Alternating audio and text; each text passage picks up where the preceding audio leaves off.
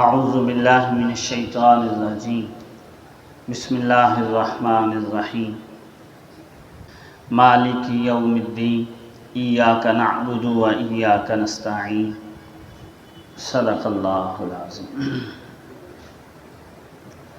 معزز سامعین، سورہ فاتحہ کی ابتدائی آیات میں اللہ رب العزت کی توحید، اس کی حمد و ثنا کے بعد اس کی 3 صفات ذکر کی گئی، رب العالمین کی اور رحمانیت کی اور رحیمیت کی۔ اب آگے چوتھی صفت مالک کی ذکر کی جا رہی ہے کہ مالک یوم الدین، کہ اللہ رب العزت روز جزا کے مالک ہیں۔ دین کہتے ہیں جزا و سزا کو، عربی کا ایک محاورہ ہے دن نہ ہم کما دان، ہم نے ان کو ایسا بدلہ دیا جیسا انہوں نے عمل کیا، جیسی کرنی ویسے بھرنی۔ تو دین اصل میں کہتے ہیں جزا و سزا۔ دین اسلام کو دین بھی اس لیے کہا جاتا ہے کہ کچھ اصول و ضوابط ہیں، ان کی فرما برداری کرنے پر تمہیں کیا انعام ملے گا، اس کی نافرمانی کرنے پر کیا سزا ملے گی، اسی وجہ سے اس کو دین کہا جاتا ہے کہ دین ضابطہ حیات ہے، اصول و ضوابط ہیں، اس کے بدلے میں جزا و سزا ہے۔ یہ جو فرمایا جا رہا ہے کہ اللہ رب العزت روز جزا کے مالک ہیں، تو آج کے دن کے بھی وہی مالک ہیں، کوئی اور تو مالک نہیں ہے، لیکن روز جزا کا تذکرہ یہاں خاص طور پر اس لیے کیا جا رہا ہے کہ وہ فیصلے کا دن ہوگا۔ یہ نہیں ہے کہ اس دن فیصلے کے اختیارات کسی اور کو ہوں گے، اسے ایک ذات کا ہی فیصلہ چلے گا۔ سورہ انفطار کے اندر ہے وَالْأَمْرُ يَوْمَئِذٍ لِلَّهِ، حکم اس دن ایک اللہ ہی کی ذات کا ہو۔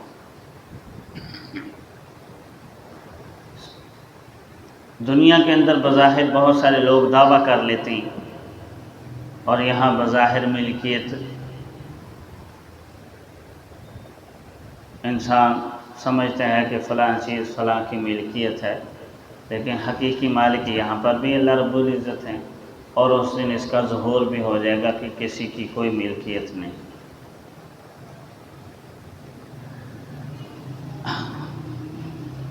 یہ اس امت کے اوپر یا انسانوں کے اوپر اللہ رب العزت کا بڑا احسان ہے کہ اللہ تعالیٰ نے مالک ہونے کی حیثیت سے اس دن فیصلے کرنے، روز جزا کا مالک ہے، تو جزا و سزا کے دن، آخرت کے دن، قیامت کے دن اللہ رب العزت نے مالک ہونے کی حیثیت سے فیصلہ کرنا ہے، اور یہ انسانوں کے لیے بڑی ہی رحمت کی بات ہے، کیونکہ بادشاہ ہونے کی حیثیت سے یا قاضی ہونے کی حیثیت سے، حاکم ہونے کی حیثیت سے جو فیصلے ہوتے ہیں نا،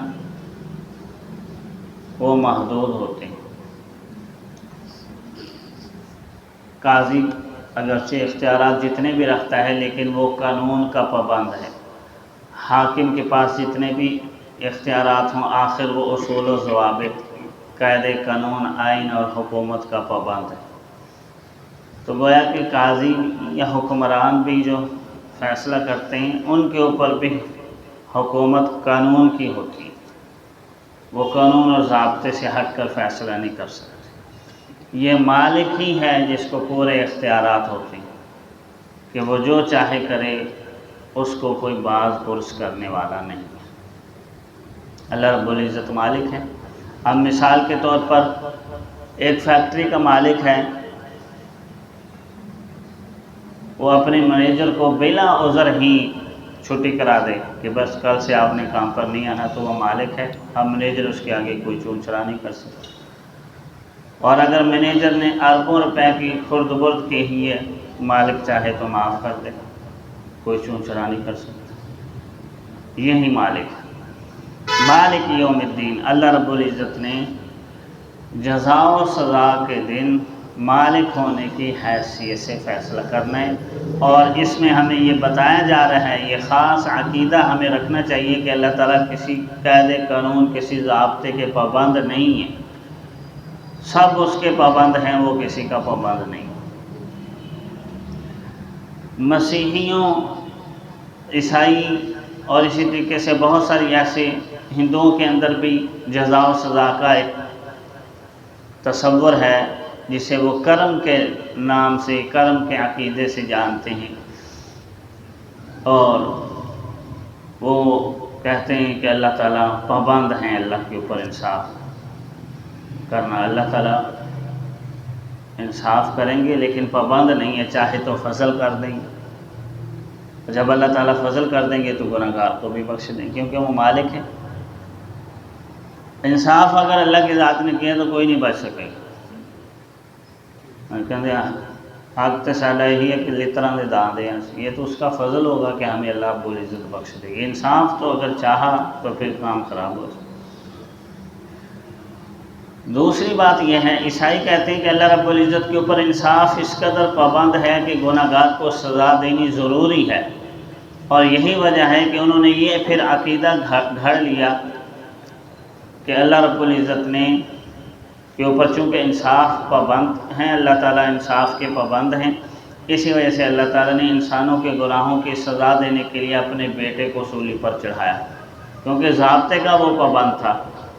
تو عام انسانوں کو بخشنا چاہا تو وہ بخش سکتا نہیں تھا، تو اس وجہ سے ان کے کفارے کے لیے عیسیٰ علیہ السلام کو سولی پر چڑھا دی۔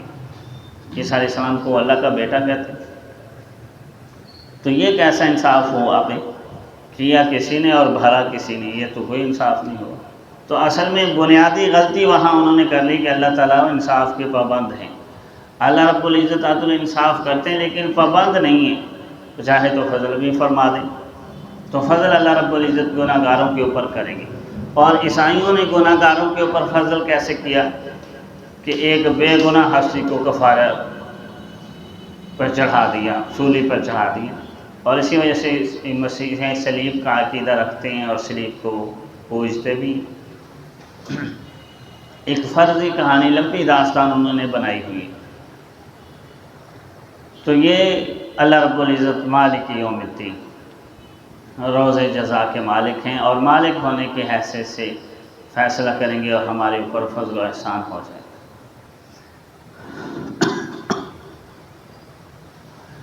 اب اس کی ایک سادہ سی مثال عصر حاضر میں سمجھنی ہے تو اس کو سمجھ لیں کہ عدالتیں قانون کی پابند ہیں، جج ضابطے، آئین اور قانون کے مطابق فیصلہ کر سکتا ہے، اپنے ذاتی اختیارات استعمال نہیں کر سکتا۔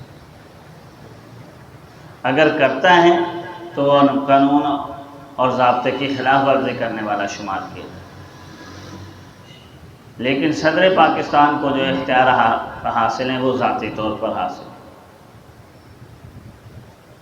اور صدر پاکستان جو ہے نا وہ بہت سارے قیدیوں کو بلا جوازی ان کی سزا ختم کر دیتے ہیں، معطل کر دیتے ہیں۔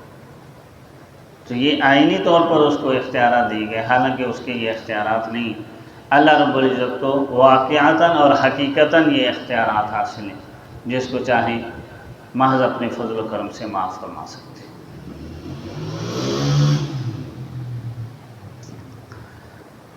عیسائیوں کو بھی اس مسئلے کے اندر کچھ غلط فہمی ہو گئی، اور اس کی مثال میں نے آپ حضرات کے سامنے پیش کی ہے۔ امت مسلمہ کے اندر ایک فرقہ قدریہ کا گزرا ہے۔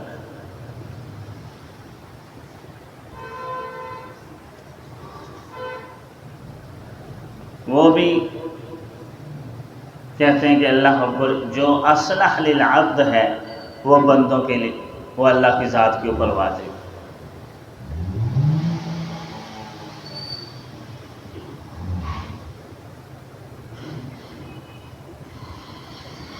اس کا ایک واقعہ، اہل سنت والجماعت کا عقیدہ قرآن و سنت کی روح سے یہ ہے کہ اللہ تعالیٰ کے اوپر کوئی چیز لازم نہیں۔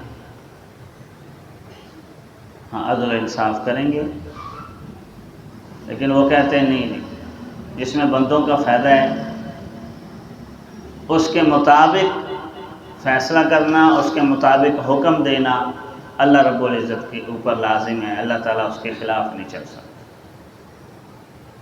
اللہ رب العزت کے اوپر کیوں کوئی چیز لازم ہے؟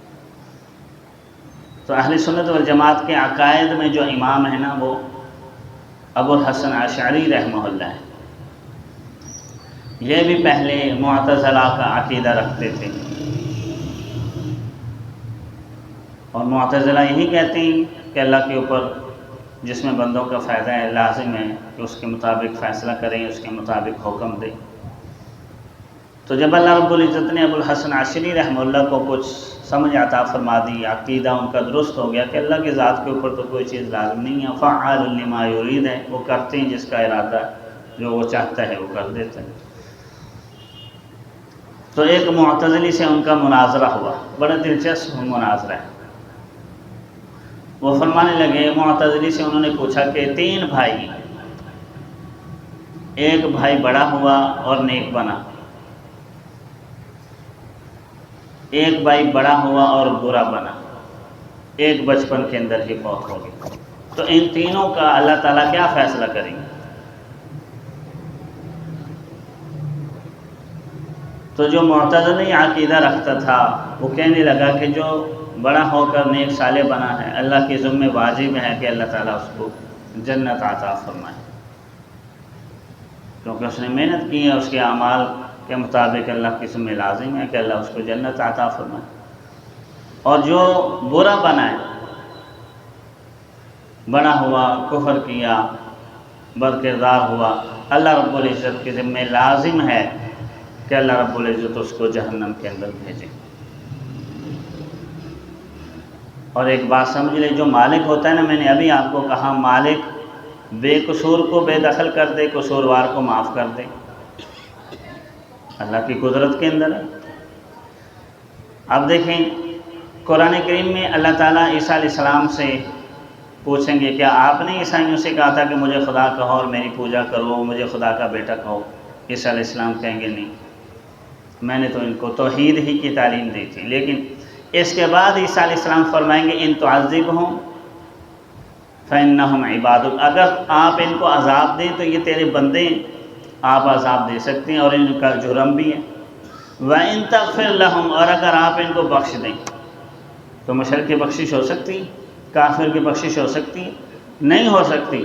لیکن عیسیٰ علیہ السلام فرمایا اللہ تیری قدرت ہے، تو مالک ہے. وَإِن تَغْفِرْ لَهُمْ، اگر آپ بخش دیں فَإِنَّكَ أَنْتَ الْعَزِيزُ الْحَكِيمُ، آپ غالب ہیں اور حکمت والے ہیں، آپ کی طاقت ہے، آپ کی حکمت ہے، کیا آپ کافر کو بھی بخش دیں؟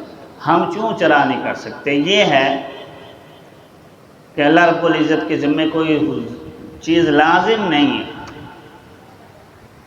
لیکن اللہ رب العزت محض اصول و ضوابط کے مطابق چلیں گے، لیکن اس کے خلاف کرنا چاہیں تو وہ مالک ہیں، اس کو کوئی پوچھ نہیں سکتا. اسی طرح ابراہیم علیہ السلام کا قرآن کریم میں تذکرہ ہے. ابراہیم علیہ السلام اللہ تعالیٰ سے فرما رہے ہیں وَمَن تَبِعَنِي، اے اللہ جو میرے پیروکار ہیں، فَإِنَّهُ مِنِّي، وہ تو میرے ہی ہیں.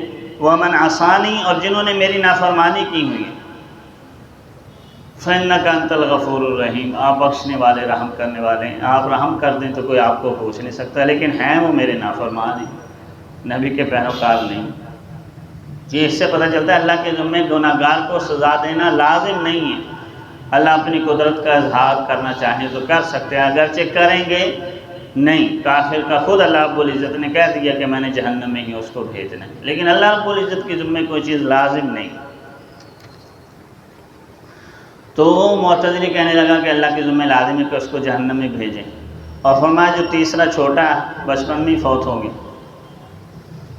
وہ اگر اللہ رب العزت سے سوال کر لے کہ اے باری تعالیٰ اس کے لیے کیا فیصلہ ہے، تو معتزلی کہا کہ اس کے لیے نہ جنت ہے نہ جہنم ہے، بس نہ وہ نیک بنا نہ وہ برا ہوا.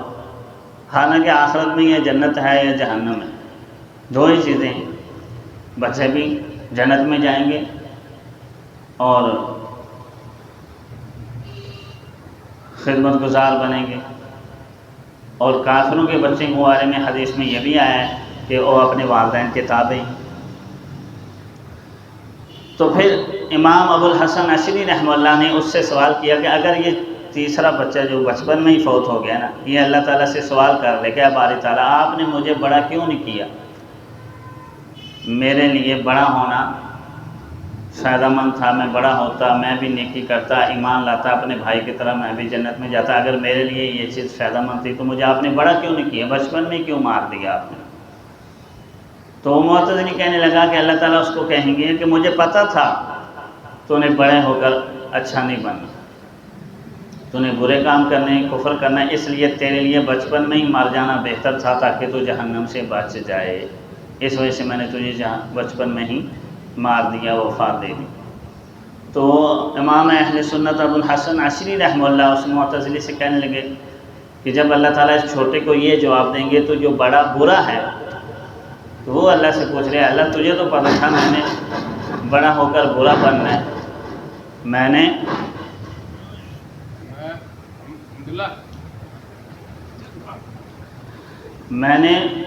بڑا ہو کر برا بننا ہے، تو آپ نے میرے چھوٹے بھائی کی طرح مجھے بھی بچپن میں کیوں نہ موت دے دی تاکہ میں جہنم سے بچ جاتا، میرے لیے وہ چیز فائدہ مند تھی جس طرح میرے چھوٹے بھائی کے لیے وہ چیز فائدہ مند تھی۔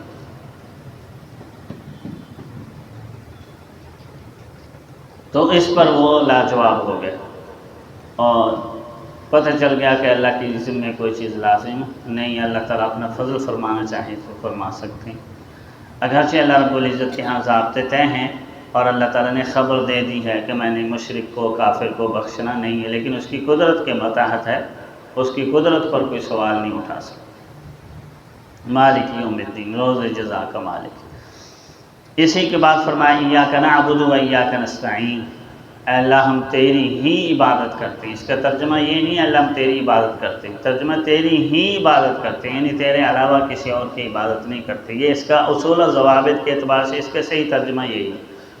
وَإِيَّاكَ نَسْتَعِينُ، اے اللہ ہم تجھ ہی سے مدد چاہتے ہیں، یعنی کہ تجھ سے مدد چاہتے ہیں، تجھ ہی سے مدد چاہتے ہیں، یعنی تیرے علاوہ کسی اور سے مدد نہیں چاہتے۔ جس طرح تیرے علاوہ کسی کی بندگی جائز نہیں ہے، اللہ رب العزت کے علاوہ کسی کی عبادت جائز نہیں ہے، اسی طرح اللہ رب العزت کے علاوہ کسی سے مدد مانگنا بھی جائز نہیں۔ اور یہاں جو مدد مانگنا اللہ کی ذات کے ساتھ خاص ہے اور غیر سے اس کی نفی کی جا رہی ہے، وہ ما فوق الاسباب ہے کہ جہاں اسباب ختم ہو جائیں اور وہاں کسی کا آوازہ بلند کرنا، کسی کو مدد کے لیے پکارنا، یہ جائز نہیں۔ ما تحت الاسباب، جب جیسے انسان ایک دوسرے سے کہہ دیتا ہے یار مجھے کچھ پیسوں کی ضرورت ہے مجھے دے دے، یہ جو مدد ہوتی ہے اسے تعاون کہتے ہیں، یہ استعانت نہیں ہے۔ اور تعاون کے بارے میں قرآن کریم کے اندر ہے تعاونوا علی البر والتقوی، نیکی اور بھلائی کے کاموں میں ایک دوسرے کا تعاون کرو، ولا تعاونوا علی الاثم والعدوان، اور برائی کے کاموں میں ایک دوسرے کا تعاون نہ کرو، گناہ میں، ظلم و زیادتی میں ایک دوسرے کے معاون نہ کرو۔ یہاں ہمارے یہاں کہا جاتا ہے جی ایک چھوٹی سی گولی قبض کشا ہو سکتی ہے تو فلاں مشکل کشا کیوں نہیں ہو سکتی؟ بھئی وہ گولی کو انسان اسباب کے درجے میں اختیار کرتا ہے اور اس کے بعد اس کو سبب ہی سمجھتا ہے، اصل نہیں سمجھتا، لیکن دوسرے طرف ہم ذریعے کو اصل سمجھنے لگ جاتے ہیں اور وہ چیز قرآن و سنت کے بالکل خلاف ہے۔ عبادت کہتے ہیں انتہائی درجے کی تذلل اور عاجزی اختیار کرنا، اور یہ اللہ رب العزت ہی اس لائق ہیں کہ اس کے سامنے انسان انتہائی درجے کی تذلل، عاجزی، انکساری اختیار کرے۔ دوسرے اس لائق ہی نہیں ہیں کہ اس کے آگے انتہا درجے کا انسان عاجز بن جائے اور ذلت اختیار کر لے۔ ہمیں تو دوسروں کی بندگی تو دور کی بات ہے، بندگی کی طرف جو اشارات ہیں یا کوئی ایسے طریقے ہیں جو بندگی کی طرف انسان کو لے جانے والے ہیں، وہ طریقے بھی روک دیے گئے ہیں۔ ایسی تعظیم بھی روک دی گئی ہے جو تعظیم عبادت کے درجے کے قریب ہو جائے، کسی سے اس قدر جھک کر ملنا کہ انسان رکوع کے قریب ہو جائے اور اس کے آگے سجدہ ریز ہو جائے، چاہے تعظیماً ہی ہو۔ عبادتاً تو کسی کے آگے سجدہ ریز ہونا کفر اور شرک ہے، اور تعظیمی طور پر کسی کے آگے ماتھا ٹیکنا یہ بھی حرام ہے۔ نبی علیہ السلام کا فرمان ہے کہ اگر میں بندگی کو، سجدے کو کسی کے لیے جائز سمجھتا تو بیوی سے کہتا کہ اپنے شوہر کو سجدہ کرے، تو کون سا سجدہ؟ یعنی تعظیمی طور پر، عبادت کے طور پر تو سجدہ کسی شریعت میں جائز رہا ہی نہیں ہے۔ یوسف علیہ السلام کے بھائیوں نے جو یوسف علیہ السلام کو سجدہ کیا، 13ویں پارے میں اس کا تذکرہ ہے، وہ سجدہ تعظیمی تھا، عبادت کا سجدہ نہیں تھا۔ عبادت تو صرف ایک اللہ کی ذات کی ہے، اس میں تو کسی کا کوئی اختلاف ہی نہیں۔ ہاں گزشتہ شریعتوں میں تعظیم کی اجازت تھی، اس شریعت میں وہ تعظیم بھی منع کر دی گئی ہے، اور اس حدیث میں نبی علیہ السلام تعظیم ہی کی سجدے کی نفی کر رہے ہیں کہ اگر جائز ہوتا تو میں بیوی سے کہتا شوہر کی اس قدر تعظیم کرے کہ اس کو سجدہ کرے، لیکن سجدہ روک دیے گئے، کیونکہ تعظیمی اور عبادت کے سجدے میں فرق نہیں کیا جا سکتا۔ تو اس وجہ سے اس شریعت کی خصوصیت یہ ہے کہ جس طرح غیر کی عبادت منع کر دی گئی ہے، شرک منع کر دیا گیا ہے، تو شرک کی طرف جانے والے جو رستے ہیں وہ بھی منع کر دیے گئے ہیں، اور اس میں بھی کسی کا کوئی اختلاف نہیں ہے، یہ اتفاقی مسائل ہے۔ اور انسان کو یہ بات سمجھا دی گئی ہے کہ جب بندگی اپنے رب کی کرتے ہو تو مدد بھی اسی سے چاہو، وہی تمہارے مسائل کو حل کرنے والا ہے، اسی کے آگے انتہائی درجے کی تذلل و عاجزی انکساری اختیار کرو اور اپنے رب سے اپنی مشکلات حل کرواؤ۔ نبی علیہ السلام نے صلاۃ الحاجہ کا امت کو تصور دیا کہ جب تمہیں کوئی بڑی ضرورت پیش آئے تو 2 رکعت نماز صلاۃ الحاجہ کی نیت سے پڑھو اور اپنے رب سے مانگو، اللہ رب العزت تمہاری مشکلات کو حل فرمائیں گے۔ اللہ تعالیٰ کی ذات ہمیں قرآن و سنت کی اسرار و رموز کو سمجھنے اور اس پر عمل پیرا ہونے کی توفیق عطا فرمایا۔ حدیث طیبہ کے اندر ہے کہ جب بندہ پڑھتا ہے نا الحمدللہ رب العالمین، تو اللہ تعالیٰ فرماتے ہیں حمیدنی عبدی، میرے بندے نے میری تعریف کی۔ اور جب بندہ پڑھتا ہے الرحمن الرحیم، تو اللہ تعالیٰ فرماتے ہیں میرے بندے نے میری ثنا بیان کی۔ اور جب وہ پڑھتا ہے مالک یوم الدین، تو اللہ تعالیٰ فرماتے ہیں ماجدنی عبدی، میرے بندے نے میری بزرگی بیان کی۔ اور جب بندہ پڑھتا ہے ایاک نعبد و ایاک نستعین، تو اللہ تعالیٰ فرماتے ہیں ھذا بینی و بین عبدی، یہ آیت میرے اور میرے بندے کے درمیان ہے، وَلِعَبْدِ مَا سَأَلَ، اور میرے بندے کے لیے وہ ہے جو اس نے مانگا ہے۔ یعنی جب مدد مجھ سے مانگ رہا ہے تو میں اس کو وہ دوں گا، کیونکہ بندگی وہ میری کر رہا ہے، تو میں اپنے عبادت گزاروں کو بے یار و مددگار نہیں چھوڑوں گا۔ اللہ کی ذات ہمیں سیکھنے، سمجھنے اور عمل پیرا ہونے کی توفیق عطا فرمائے۔ وآخر دعوانا ان الحمد للہ رب العالمین۔